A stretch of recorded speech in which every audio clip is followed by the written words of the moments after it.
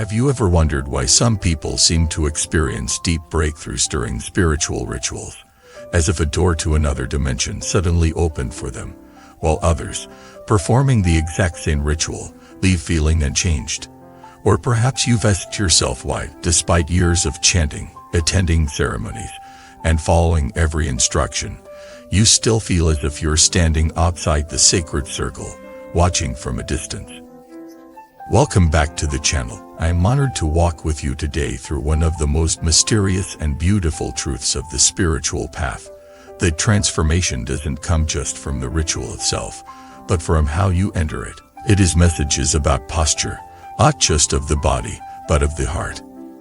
Because one detail, one shift in presence, can be the difference between a ritual that merely passes time and a ritual that changes your life. At Meeks, when was the last time you truly showed up to something with your whole being? Not half there, not distracted, not performing, not present, receptive, humble. That's what sacred ritual asks of us. Doesn't demand perfection, doesn't require a specific outfit or background. What it asks is sincerity. It asks for the deepest part of you to kneel, not with your knees, but with your ego. Because ritual is not theater, it's not performance, it's not a box to check. It is an invitation. An invitation to come closer to the truth of who you are. An invitation to dissolve the noise. An invitation to meet the divine in the silence between syllables. And the key to unlocking that door. One phrase, wholehearted reverence. What does that look like? Let's explore. Imagine two people attending the same ceremony.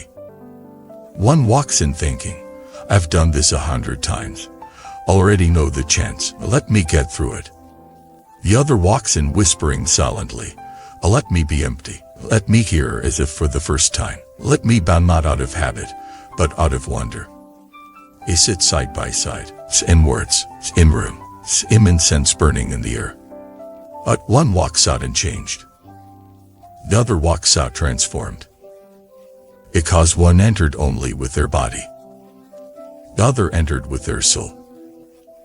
Wholehearted reverence isn't about how loudly you chant or how many prostrations you do. It's about the quality of your surrender. It's about how you hold each syllable as sacred, not routine. It's about entering the temple before your feet even cross the threshold.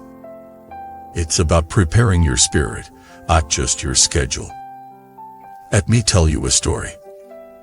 A man named Anil was known in his community for his flawless chanting. He led rituals, he taught others, but after years, he admitted something to a teacher. It all feels mechanical now, he said. I say the words, I strike the bell, I light the candles, but my heart feels dry. The teacher asked him, what do you think is missing? Anil replied, I think I need a deeper teaching. The teacher said, no, you need deeper listening. At night, Anil returned to the same altar, in ritual, in sequence. But this time, he changed one thing. Before beginning, he whispered, may I feel every word. At night, his hands trembled as he rang the bell. His voice cracked as he chanted a verse he had said 1,000 times. He cried without knowing why. The ritual didn't change. He did. Because for the first time in years, he wasn't performing. He was praying. That's the power of entering fully. That's what we forget in our busy, achievement-driven world, that the way we approach something determines what it becomes. Ritual done with haste becomes a task. Ritual done with devotion becomes a portal. Now let's talk about the smallest detail that holds the greatest power, the moment before you begin. Most people overlook this. A Russian. A sit down. A open the back. But they forget to rive. And that moment, the one before the first word, before the first chant, before the first breath, is sacred. It's the threshold. And if you cross it unconsciously, You carry noise into the silence. You bring speed into the stillness. You block the blessing before it even begins. So where's the shift? Before you begin your ritual, your prayer, your meditation, pause. Close your eyes. Take one deep breath. And inwardly bow. See, I am here now. Not for performance. Not for approval. Not for communing. Let that one breath become your doorway. Let it wash away the day. Let it clear the dust from your spirit. This is the breath that turns routine into reverence. Let's go even deeper. There is a moment, during deep ritual, when time disappears. We're no longer saying the chant. The chant is saying you. We're no longer holding the prayer beats. The prayer is holding you. You are no longer thinking about the divine. You are the divine, remembering itself through your own heartbeat.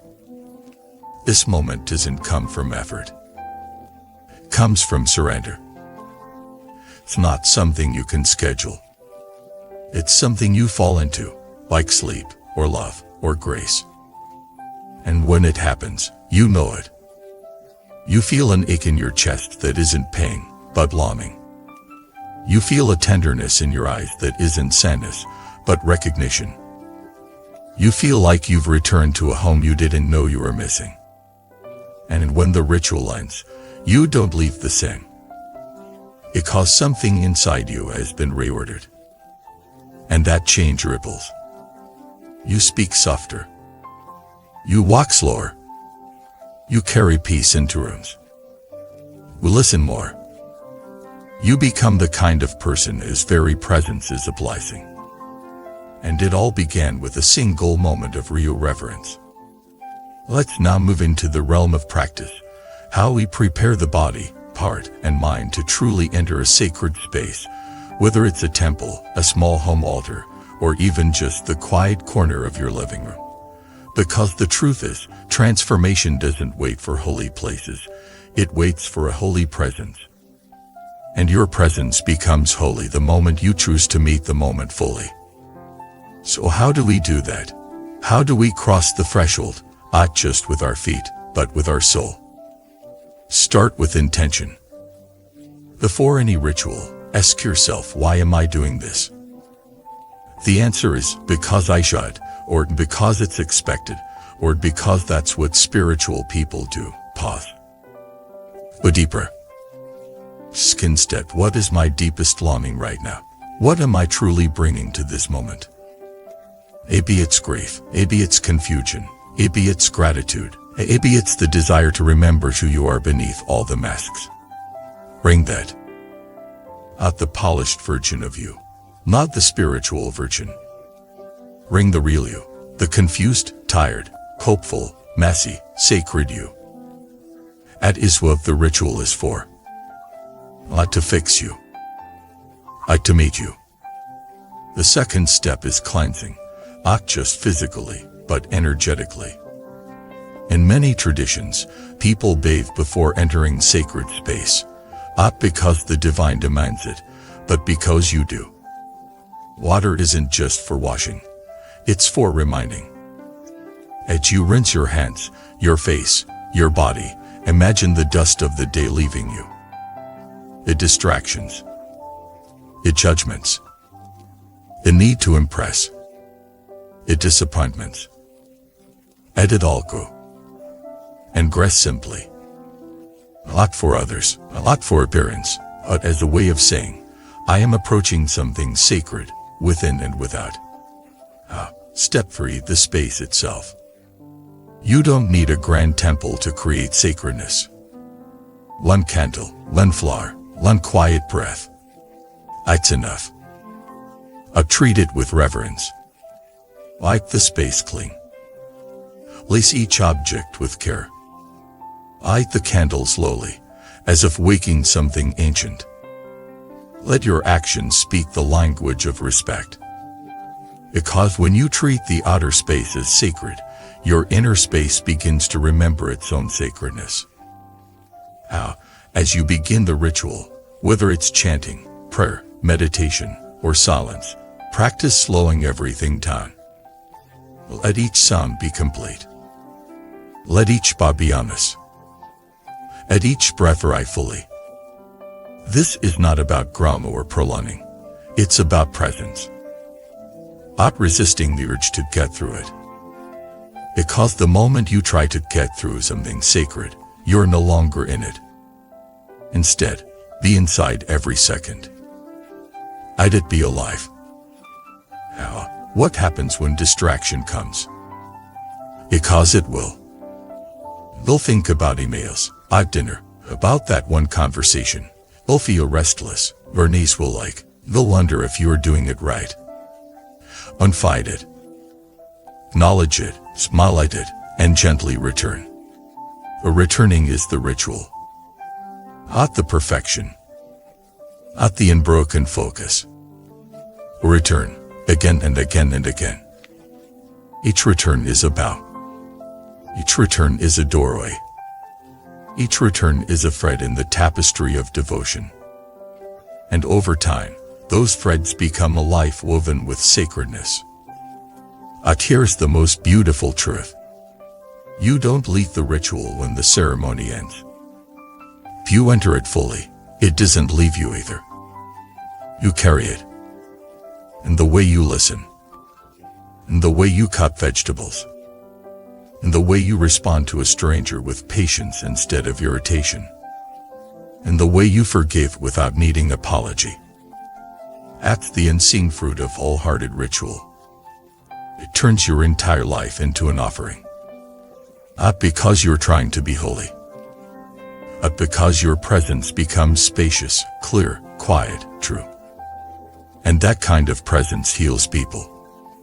Up through sermons. Up through stillness. Let's enter the quiet one many spiritual seekers carry. The feeling of nothing is happening. You've shown up. You've bowed. You've chanted. You've cried. And still, life feels the same. Here's what you need to hear. Ritual doesn't always show you change.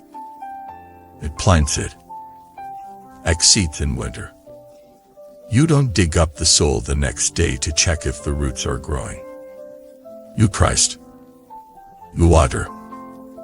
You wait. And one day, out on your schedule, out in your timeline, the sprout breaks through. Moment of clarity, softening where you used to harden, a decision made from truth, not fear. That's the harvest. Not only if you don't give up.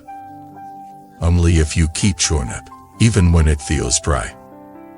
Because sincerity always leaves a mark. Even when it's invisible. Especially then. Now let's come to the essence of what this entire journey has been pointing toward. Not just the ritual, but the life it creates when you allow yourself to be truly present in every moment. Because here is the sacred truth. A ritual never ends. Simply changes shape. What began with a chant continues in a conversation. What started with incense continues in your silence during an argument. What opened with a bow continues in how you treat the grocery clerk, the delivery driver, your tired spouse, your frightened child. When you enter fully into a ritual, and you do so with humility, with sincerity, with the willingness to be changed, then the power of that moment follows you. You may not be holding prayer beads, but every breath becomes a beat.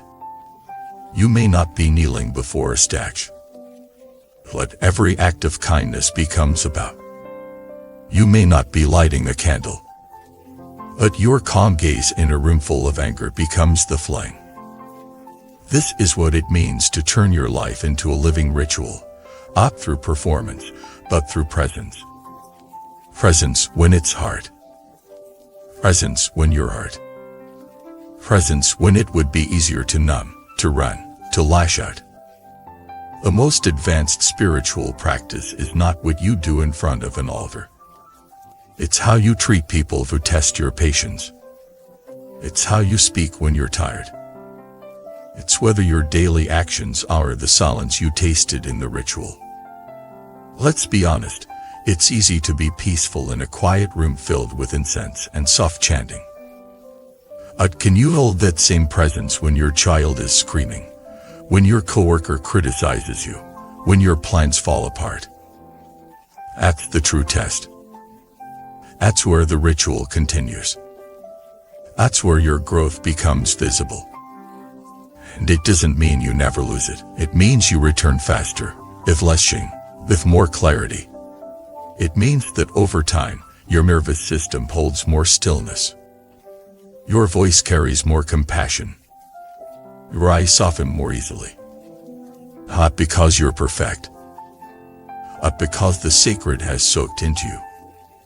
You've allowed the ritual to do its work. And in doing so, you've become the ritual. As we bring this journey to a close, I want to share a simple, yet powerful reflection. Imagine your entire day is a temple. From the moment you wake up, you are stepping onto sacred ground. Your first breath is a bell. Your first words are a prayer.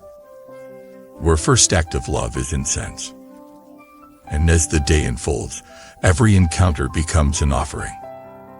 Every task, no matter how small, brushing your teeth, tying your shoes, preparing food, answering an email, becomes a gesture of devotion. To impress. To achieve. To remember. Remember that life itself is holy.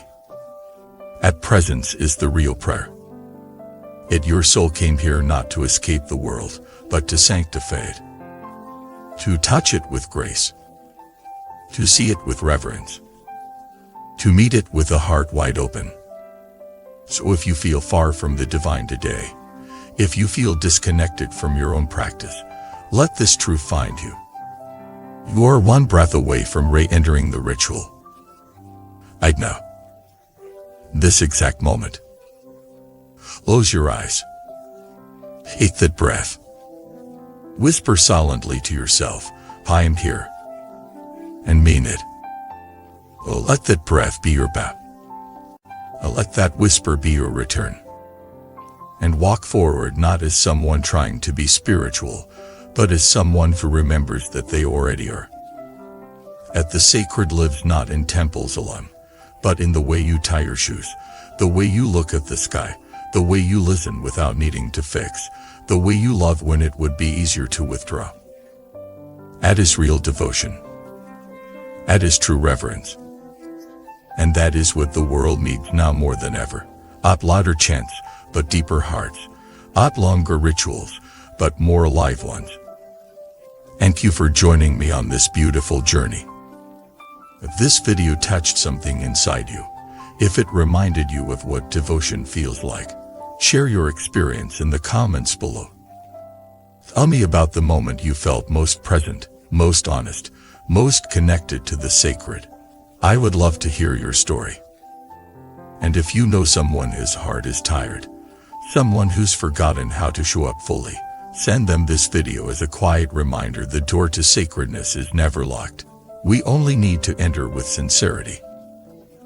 Don't forget to like, comment, and subscribe. Every gesture of support helps this channel continue sharing messages of depth, healing, and remembrance. Thank you for watching this video. And remember, you don't have to search far to find the sacred. We only need to arrive fully. Before you leave, here's something special. In Buddhism, we believe that every encounter carries a deeper meaning. Would you like to discover your true soul connection, the one written into your destiny? Take the Soulmate Test today and unveil the hidden truths of your journey. Click the link below and begin your path now. http://soulmate. You wisdom more, come, white.